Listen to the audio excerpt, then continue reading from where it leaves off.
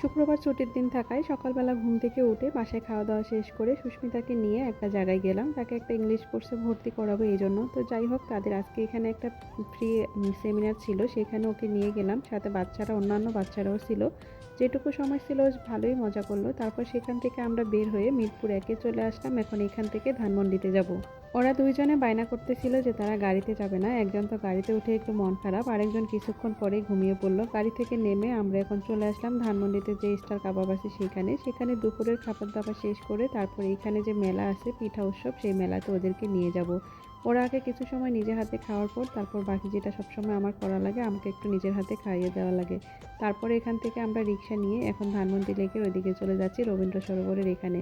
এখানে এসে তো অনেক মেলাহি আয়োজন দেখলাম, মানে অনেক রকম স্টল আছে, নানা রকম পিঠা থেকে শুরু করে সব কিছুই পাওয়া যাচ্ছে। আবার এখানে অনেক রকমের কেনাকাটাও করতেছে। শুরুতেই আপনাকে ফুলের দোকানগুলো দেখে খুব ভালো লাগবে। সবাই সবার পছন্দ মতো ফুল কিনে নিচ্ছে বা সবার প্রিয়জনের সাথে ঘোরাফেরা করতেছেন।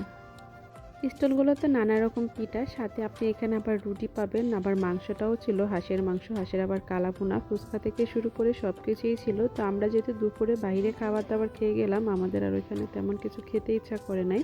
যেটুকু প্রয়োজন ছিল সেটুকু আমরা কিনে বাসায় নিয়ে আসলাম। আবার এখানে বাচ্চাদের জন্য কেক আইটেমও পেয়ে যাবেন, বেশ ভালোই মেলাটা।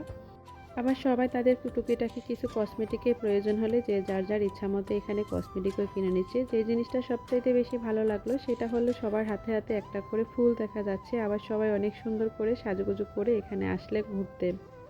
তো এইখানে আবার বাচ্চাদের কয়েকটা রাইড ছিল, সেখানে ওরা কিছু সময় খেলাধুলা করবে, মানে একেবারেই অযেত এই জিনিসগুলা। 5 মিনিট করে ওইখানে রাখে না, তবে টিকিটের দাম অনেক বেশি, 50 টাকা করে। যাই হোক বাচ্চা মানুষ, ওরা তো আর এভাবে বুঝবে না, ওদের যেটা চাওয়া সেটা তো পূরণ করতেই হবে। আবার এখানে একটা নাগরদোলাও ছিল, এখানে যারা উঠলো তাদের মনে হয় অনেক বেশিই সাহস।